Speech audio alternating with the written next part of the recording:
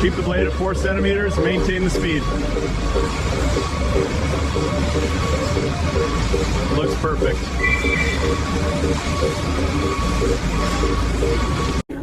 Every second, hundreds of kilograms of watermelon flow through this line. Blades calibrated to 1/10 of a millimeter slice the fruit cleanly, preserving structure and flavor. Sensors read sugar content and color, guiding robotic arms while workers oversee the process. From Bringing the half over now. Copy. Watch the rind. Lots of surface moisture. Thickness is 98 millimeters on this wedge. Right within spec. Good. Logging it. Saw's coming down. Stand clear. Look at that color. Perfect sugar bloom. Package line is hungry. Let's keep it moving. Watermelon. In this factory, every watermelon is larger than most kitchen tables. Yet, even fruit of this scale is handled with delicate precision. Robotic knives slice effortlessly through the thick rinds, revealing crimson flesh rich with juice. Sensors check sweetness and firmness in real